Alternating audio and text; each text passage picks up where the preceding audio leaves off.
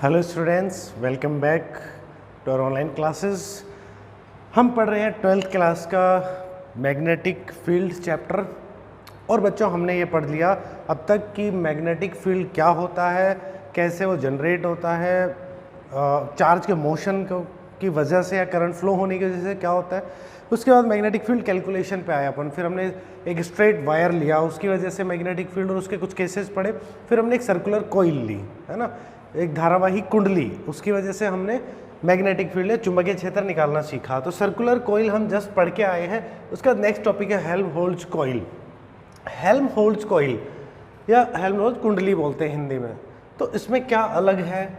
तो कुछ नहीं है बेटा, नाम है बस, एक फिक्स स्ट्रक्चर है। आप ध्यान करेंगे, मैं एक बार प्रीवियस जो अपना लेक्चर हुआ है उसको जल्दी से एक बार याद दिला देता हूँ। एक सर्कुलर कोइल के एक्सिस पर हमने एक उसके अक्ष पर किसी बिंदु P पर एक चुंबकीय क्षेत्र निकाला था, मैग्नेटिक फील्ड निकाला था। फिर हमने उसमें एक पर्टिकुलर 2-3 केस पढ़े थे कि उसके सेंटर पर क्या होगा, या उसके सेंटर से जो distance r/2 distance, point of inflection पढ़े थे हमने, आपको याद हो तो उसका जो ग्राफ बनाया था x और b के बीच, ये x था ये b था, कुछ इस तरीके का ग्राफ आया था। तो मैक्सिमम वैल्यू कहाँ आती है? सेंटर पे। और जैसे जैसे x बढ़ता जाएगा तो b की वैल्यू कम होती जाएगी। एक पॉइंट ये r/2 ऐसा आता था, रेडियस का आधा दूरी सेंटर से आधी दूरी। यहाँ पर क्या होता था? dp/dx क्या होता है? कांस्टेंट होता है। इन पॉइंट्स को पॉइंट ऑफ इन्फ्लेक्शन बोलते हैं। यहाँ पर मैग्नेटिक फील्ड कितना होता है अपन ने कैलकुलेट किया था, 4μ0I/5√5 ये इतनी मैग्नेटिक फील्ड या चुंबकीय क्षेत्र अपन ने कैलकुलेट किया था। ये स्पेशल केसेस में पढ़े थे हमने, ठीक है। तो अब एक कॉइल की वजह से हमने बोला था कि एक साइड इधर जाएंगे। कॉइल की एक्सिस क्या होती है भाई? एक अपन ने सिंपल एक तार का एक ऐसा कॉइल लिया, उससे इधर भी उसकी एक्सिस है, सेंटर से पास होते, पीछे भी उसकी एक्सिस है, तो ये एक्सिस इधर भी तो है, ठीक है। तो सेम सिचुएशन इधर हमने फॉर्मूले निकाले तो एप्लीकेबल इधर भी होंगे बेटा, क्योंकि करंट कहाँ फ्लो हो रही है? आंसर करंट इसमें फ्लो हो रही है। दोनों साइड मैग्नेटिक फील्ड बनेगा, इधर भी उतना ही उसी हिसाब से बनेगा। तो इधर का ग्राफ भी और इधर का ग्राफ भी सेम आता है। समझ में आ रही बात आपको? तो अब एक कॉइल की वजह से हम जानते हैं मैग्नेटिक फील्ड क्या बनता है और कैसे कैलकुलेट होता है बेटा। अब अपन पढ़ेंगे हेल्महोल्ट्ज कॉइल। अब आपको समझ में आएगा, कुछ नहीं है, बेसिकली दो सेम कॉइल, सेम रेडियस की, समान त्रिज्या की दो कुंडलियां या दो कॉइल को अगर उनके बीच को अगर उनकी त्रिज्या के r के बराबर ही दूरी पर रखा जाए, ठीक है, फिर से दो कॉइल ली ऐसे, और उनके बीच की डिस्टेंस केंद्र से केंद्र, मतलब उनके आपस के बीच की जो डिस्टेंस है वो भी रेडियस के बराबर रखी जाए, इस फिक्स अरेंजमेंट को क्या कहते हैं? इस समायोजन को क्या कहते हैं? Helmholtz coil. क्लियर है? फिर से देखिए, समान रेडियस दोनों सेंटर के बीच में, मतलब कॉइल्स के बीच, ये एक्चुअल में ऐसे हैं। ये आपको मैं अगर इनको डॉटेड लाइन से बता दूं तो डॉटेड लाइन का मतलब होगा पीछे, जो बैक साइड में है, ठीक है। इससे आपको थोड़ा सा इजी हो जाएगा। मतलब आप ऐसे देख पा रहे हैं, ये डार्क लाइन है जो फ्रंट में है, और पीछे जो है बोर्ड के वो है डॉटेड लाइन। तो ये दो कॉइल्स ऐसे हैं, दोनों का रेडियस r है और बीच का डिस्टेंस भी कितना है बेटा? r है। और जो करंट फ्लो हो रही है दोनों में सेम डायरेक्शन में फ्लो हो रही है, दैट इज एंटी क्लॉकवाइज, ठीक है। इस तरह से करंट फ्लो हो रही है। तो अब मुझे एक बात बताइए, ये तो अरेंजमेंट हो गया हेल्महोल्ट्ज कॉइल। तो आंसर, अब क्वेश्चन आएगा आपका कि सर ये क्यों बनाते हैं भाई, क्या बेनिफिट है इसका? तो हम बोलेंगे कि अभी देखते हैं अपन। एक पर्टिकुलर इसका उद्देश्य होता है कि क्या, देखो हमने एक चीज़ सीखी है, किसी भी कॉइल से अगर आप दूर जाते जाएंगे, x बढ़ता जाएगा, मतलब उसके सेंटर से आप दूर जाते जाओ एक्सिस पे, तो b की वैल्यू क्या होती है बेटा? हमने बोला था डिक्रीज होती है, और फाइनली बहुत दूर चले गए, अनंत पे चले गए, इन्फिनिटी पे, तो क्या हो जाएगा? तो सर जीरो हो जाएगी। हाँ या ना? सही बात है। तो अब हम ये चाहते हैं कि मान लीजिए मुझे कहीं पर्टिकुलर कुछ इतने एरिया पे फिक्स मैग्नेटिक फील्ड बनाना है, मतलब कांस्टेंट, उसकी वैल्यू चेंज ना हो। तो अभी इसका कॉन्सेप्ट समझिए पहले। देखिए, ये मैंने दो लाइन इसलिए खींच दी हैं, ये ग्राफ जो हम बना रहे हैं, बी का ग्राफ बना रहे हैं, बी और एक्स का। इसके नीचे बिल्कुल मैं इसको भूल जाऊँ थोड़ी देर, एक ग्राफ बनाता हूँ इसका, इसके मैग्नेटिक फील्ड और एक्स के बीच में ग्राफ कैसा बनेगा इसको भूलो। एक मैग्नेटिक फील्ड, एक मैग्नेटिक कोइल जो है आपकी, उसकी वजह से, सर्कुलर कोइल की वजह से बेटा, कुंडली की वजह से कैसा ग्राफ आता है? तो आंसर है सर ये इसकी मैक्सिमम वैल्यू आती है, और ये इसका ग्राफ आता है। आता है कि नहीं आता है? तो बोलेंगे सर बिल्कुल ऐसा आता है। अब आर रेडियस है और मैंने बोला है कि करंट भी दोनों में आई सेम है, ठीक है, ये करंट भी कैसी है, दोनों में सेम है। तो इसका ग्राफ कैसा आएगा? तो आंसर है सर इसका ग्राफ भी इतनी ही मैग्नेटिक फील्ड आएगी, इसकी भी मैक्सिमम वैल्यू सेंटर पर, सेंटर वाली वैल्यू को हम यहाँ बताते हैं। और इसका ग्राफ कैसा आएगा दोनों साइड?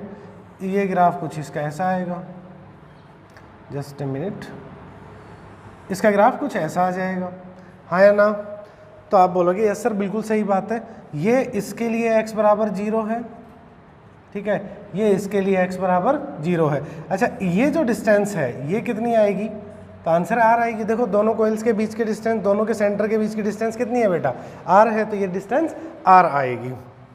ओके, अब मैं एक चीज़ देख पा रहा हूँ यहाँ पे, जैसे ही मैं, अब ध्यान देखिए, दोनों कोइल्स के बीच के क्षेत्र को देखिए, बिटवीन द बोथ कोइल्स, दोनों कोइल्स के जो बीच की जगह है बेटा, वहाँ पर जो चुंबकीय क्षेत्र या मैग्नेटिक फील्ड है उस पर नज़र डालते हैं। जैसे ही इस कोइल के सेंटर पे मैं हूँ, यहाँ पर एक फिक्स वैल्यू है, ठीक है, ये कोई मैग्नेटिक फील्ड था इतना, इससे मैं जैसे ही दूर जाने लगता हूँ बेटा इस कोइल से, इस क्षेत्र में जैसे ही दूर जाता हूँ, तो ग्राफ क्या कह रहा है? मैग्नेटिक फील्ड घटेगा कि नहीं घटेगा? तो आंसर है घटेगा, डिक्रीज हो रहा है। अगर ये डिक्रीज होते हुए जा रहा है तो अब देखिए, जैसे ही ये डिक्रीज होना स्टार्ट हुआ, ये ग्राफ जैसे ही नीचा होना स्टार्ट हुआ, ये वाला जो ग्राफ है बेटा, ये वाला ग्राफ जो है, ये वाला ग्राफ की वैल्यू क्या होने स्टार्ट हो गई? तो आप देखेंगे बढ़ना, जैसे ही ये डिक्रीज हुआ ये बढ़ा, ये और डिक्रीज हुआ ये बढ़ा, ये आधा डिक्रीज है तो ये आधा ऊंचा उठ चुका, ये और ये बेटा और नीचे आया तो ये वाला और ऊपर गया, जैसे जैसे ये जाते जाते ये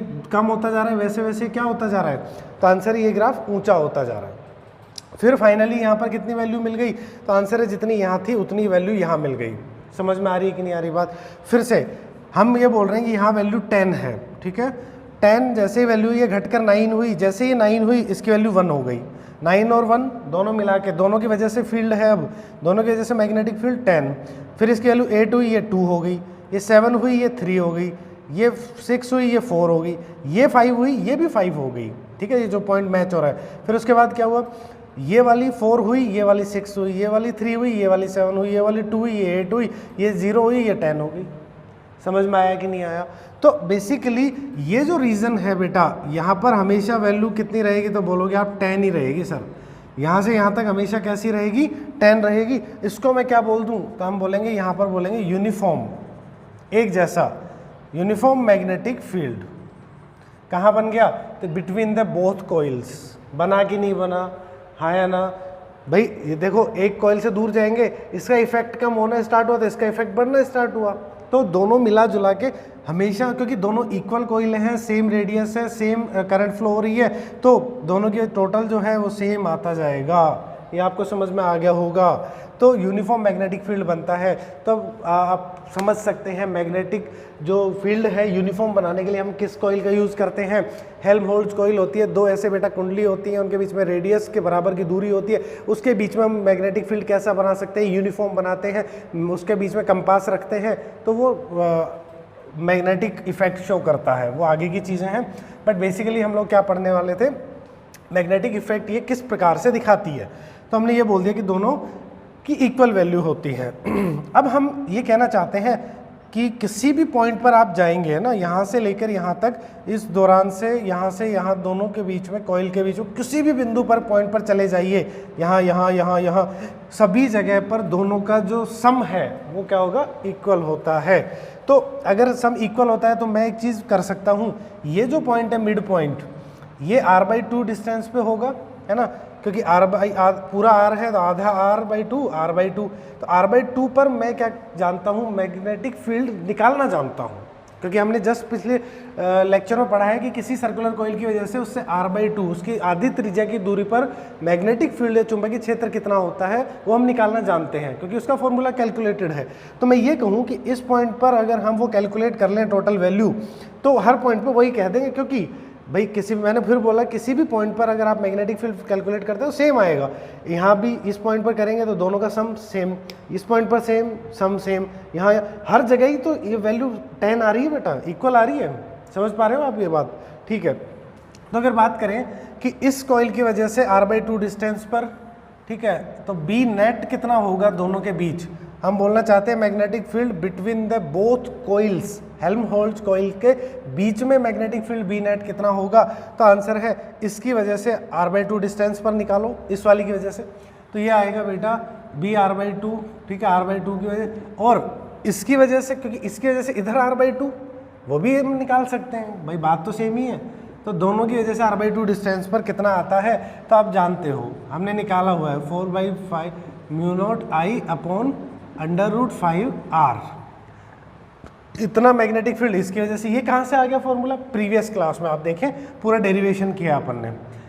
अब इसकी वजह से आधी दूर r/2 दूर, यहाँ पर कितना होगा, तो आंसर है 4 μ0I/5√5r। यही होगा कि नहीं होगा बोलो।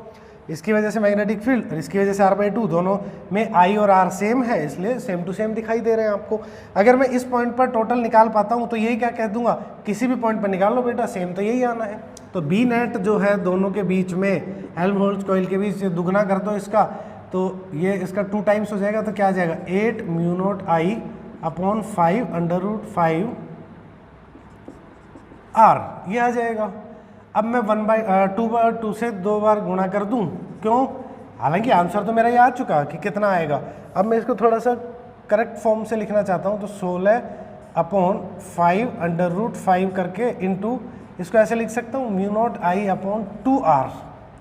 देखो 2 से ये काटेंगे तो 8 आ जाएगा, सेम वही आ जाएगा जो ऊपर आ रहा है।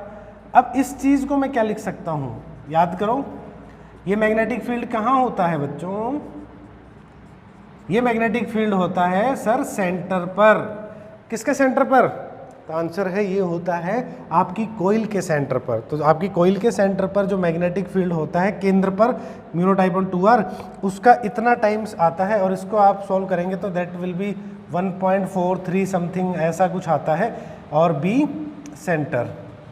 तब आप देख पा रहे हैं कि जो हेल्महोल्ट्ज कॉइल के बीच का जो क्षेत्र है, दोनों कॉइल्स के बीच में जो मैग्नेटिक फील्ड है वो कांस्टेंट है क्या बेटा, तो आंसर है सर कांस्टेंट है। फिक्स वैल्यू आ गई, देखो बी सेंटर का एक वैल्यू होती है उसका, ये वाली चीज़ तो फिक्स ही तो है, आई कांस्टेंट है, μ0 कांस्टेंट है, आर रेडियस कांस्टेंट है, तो कैसा आ गया कांस्टेंट। वही तो हम कह रहे थे, यहाँ से यहाँ के बीच में कहीं भी नापोगे दोनों की मैग्नेटिक फील्ड का सम जो है वो टोटल एक साथ एक जैसी वैल्यू देगा, दैट इज दिस। तो ये हेल्महोल्ट्ज कॉइल होती है, बड़ा सिंपल है। हमने सर यही पॉइंट क्यों लिया, यही क्यों जोड़ा, तो आंसर है किसी भी पॉइंट को जोड़ लो सेम वैल्यू आएगी, बट मेरे पास ये जोड़ना इजी ऑप्शन था क्योंकि r/2 डिस्टेंस पे मैं जानता हूँ। समझ में आ रही हो, तो ये हेल्महोल्ट्ज कॉइल होती है बेटा, दैट इज सिंपल टॉपिक। अब एक छोटा सा क्वेश्चन करा देता हूँ आपको, उसके बाद फिर नया नेक्स्ट लेक्चर में नई टॉपिक और नया कॉन्सेप्ट स्टार्ट करेंगे मैग्नेटिक फील्ड में ही, क्योंकि ये चैप्टर बहुत बड़ा है, और बड़ा क्या है, बहुत कॉन्सेप्चुअल है, चलता रहेगा, सीखते रहिए, मज़े लेते रहिए इसके। देखो क्या कह रहे हो कि मज़े, तो ये फिजिक्स ले रही है हमारे, दो ही चीज़ है, या तो आप फिजिक्स के मज़े लो या आपके लेगी है, तो अपन ही लेते हैं फिजिक्स के मज़े।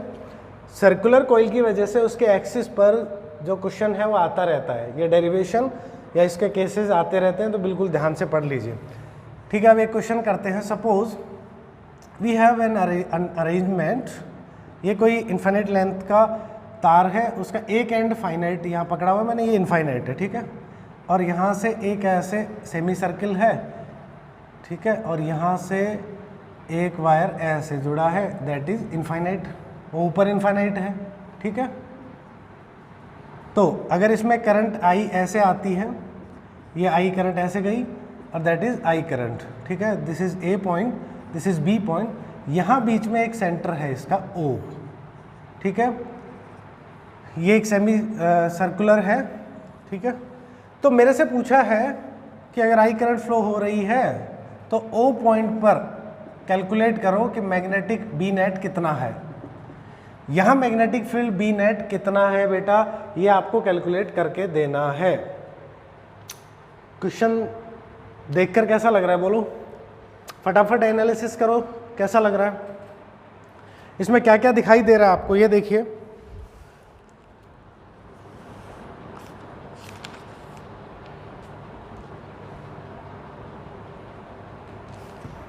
बोलो जल्दी, अरे देख लो इधर, चलो इसको 3 टुकड़ों में तोड़ते हैं। जो बी नेट होगा यहाँ कितना होगा, सपोज इस एक वायर का टुकड़ा ये दिखाई दे रहा है, इनफाइनाइट वायर का एक इनफाइनाइट वायर ये ऊपर दिख रहा है, और सर जी एक सर्कुलर कॉइल का आधा टुकड़ा यहाँ दिख रहा है। 3 टुकड़े में हो गए, इसकी वजह से B1 बोलूँगा, इसकी वजह से B2, इसकी वजह से B3। तो B1 जो होगा इसकी कोई वैल्यू आएगी, ठीक है, B1 की वजह से यहाँ मैग्नेटिक फील्ड आएगा। अब पहली बात डायरेक्शन की करते हैं, सबसे इंपॉर्टेंट चीज़ डायरेक्शन। एक तार में, एक वायर में जब करंट फ्लो होती है उसकी वजह से मैग्नेटिक फील्ड कैसे निकालते हो, जल्दी बोलो। तो अंगूठा ऐसे किया और उंगलियां मोड़ दो, ऐसे किया उंगलियां मोड़ी, ऊपर कहाँ मैग्नेटिक फील्ड होगा, इस वाले करंट की वजह से, ये वाले करंट की वजह से, सिर्फ इस पार्ट की पढ़ रहा हूँ, ये वायर की वजह से करंट जा रही है, इसकी वजह से यहाँ ऐसे अंदर की साइड को क्या बोलते हैं जी, क्रॉस। क्यों, अपन पेचकस कसते हैं तो अंदर जाता है तो बाहर हमें कसते टाइम क्या दिखता है, क्रॉस। और अगर बोर्ड से कोई चीज़ बाहर आ रही होगी तो हमें क्या दिखाई देगा, डॉट। तो बाहर आने वाली डायरेक्शन डॉट, अंदर जाने वाली क्रॉस। ओके, B2 के लिए सोचो भाई, B2 एक सर्कुलर कॉइल का आधा टुकड़ा है, समझ गए कि नहीं समझ गए। अब जब सर्कुलर कॉइल में सर्कल में करंट फ्लो होती है तो कैसे डायरेक्शन निकालते थे, तो सर हम क्या बोलते थे, उंगलियां कैसे घुमाओ करंट के डायरेक्शन में, तो ये उंगलियां ऐसे घुमा दी, ऐसे घूम जाओ खुद भी, ऐसे उंगलियां घुमा दी, अंगूठा किधर बता रहा है, तो आंसर है सर यहाँ पर, देखो ऐसे घुमाई तो यहाँ पर कैसा आएगा मैग्नेटिक फील्ड, तो सर B2 की डायरेक्शन बाहर की ओर है तो क्या दिखा दूँ, डॉट दिखा दूंगा। क्लियर है। तीसरा, यहाँ से B से ऊपर एक वायर का टुकड़ा है, करंट ऊपर जा रही है, करंट ऊपर गई, इसको ऐसे हाथ में पकड़ लो, अपने मुट्ठी में पकड़ा, तो हम देखो क्या कर रहे हैं, इधर से अंदर गया मैग्नेटिक फील्ड, और O पे कैसा आया, देखो उंगलियां O पे कैसी आएंगी, तो आंसर है सर बाहर की ओर आएंगी। तो B3 की भी डायरेक्शन क्या हो जाएगी सर, तो बोले भाई बाहर की ओर हो जाएगी, ठीक है। बस अब वैल्यू पुट करनी है, वैल्यू तो अपन सब लोग फॉर्मूला जानते हैं। इस एक टुकड़े को देखो, ये वो वाला केस है जो आपने पढ़ा था कि इनफाइनाइट लेंथ के एक साइड से फिक्स डिस्टेंस पे, अगर मान लो यहाँ A डिस्टेंस पे कोई पॉइंट P है, इसकी वजह से मैग्नेटिक फील्ड निकालना है। इनफाइनाइट लेंथ का एक एरिया, एक जो सिरा है, एक पॉइंट है, एक साइड है, वो तो हमें पता है। तो कितना मैग्नेटिक फील्ड आता था बेटा, तो आंसर μ0I/4πr आता था कि नहीं आता था, ये आता था। आप लोग स्पेशल केसेस चेक कीजिए आपके नोट्स में, क्योंकि आप वहाँ पे कैलकुलेट करने नहीं जाएंगे, ये फॉर्मूला आपको याद करना है। तो ये आएगा बेटा μ0I/4πr इनसाइड प्लस B2 का मैग्नेटिक फील्ड क्या होगा, तो सर सर्कुलर, देखो ये एक इमेजिनरी सर्कल सोचो, सर्कल के सेंटर पर हम लोग जानते हैं क्या मैग्नेटिक फील्ड, तो हाँ जानते हैं, कितना μ0I/2r होता है कि नहीं होता है, होता है सर। लेकिन वो तो पूरी कॉइल की वजह से होता है। अब कितनी कॉइल दे रखी है, बोलो भाई, अब सर आधी कॉइल दे रखी है, तो इसका आधा कर दें क्या, तो आंसर कर दो। पूरी कॉइल की वजह से इतना था, अब आधी कॉइल का टुकड़ा है तो आधा कर दो इसका, दैट इज इनसाइड प्लस। अब ये वायर, तो सेम वायर केस है, इनफाइनाइट लेंथ का है, एक सिरे से यहाँ r डिस्टेंस पर, देखो ये डिस्टेंस एक ही जगह क्या दे रखी है, r, क्योंकि this is radius, okay that is given, this is radius r, ये दिया हुआ है, तो ये भी r होगा, ये डिस्टेंस भी r होगा। तो B से O की डिस्टेंस r होगी, तो एक इनफाइनाइट लेंथ का वायर है, उसका एक सिरा पकड़ा हुआ है, उससे r डिस्टेंस पे कितना मैग्नेटिक फील्ड, तो आंसर है सर सेम ही तो फॉर्मूला आएगा जो आपका B1 है। अब एक चीज़ ध्यान से देखो, बहुत मज़े की बात है, इसको मैंने ऐसे काट दिया, क्यों काट दिया, घर की सरकार अपनी, बोर्ड अपना, मार्कर अपना, नहीं इसलिए काट दिया क्योंकि इसकी वजह से मैग्नेटिक फील्ड किधर था, अंदर, सेम इस वायर में आई करंट की वजह से अंदर, सेम ही तो केस है, एक तार यहाँ रखा है, एक तार यहाँ रखा है, इसकी वजह से अंदर है, उसकी वजह से बाहर है, दोनों ने ऐसा कर दिया, एक दूसरा कैंसिल आउट। देखो सेम वैल्यू डायरेक्शन अलग, भाई सेम वैल्यू डायरेक्शन अलग, कैंसिल आउट। आंसर क्या बच गया, तो आंसर है सर μ0I/4r, और डायरेक्शन बोला इनसाइड, सॉरी आउटसाइड, यहाँ पर डायरेक्शन आउटसाइड। ये हमारा नेट आंसर आएगा कि नहीं आएगा। तो देख के थोड़ा हमें लगता है कि पता नहीं क्या numerical, that is very conceptual. अगर आप कॉन्सेप्ट को पकड़ के चलेंगे तो गड़बड़ नहीं होगी। अगली क्लास में मिलते हैं नए टॉपिक के साथ, तब तक पढ़िए।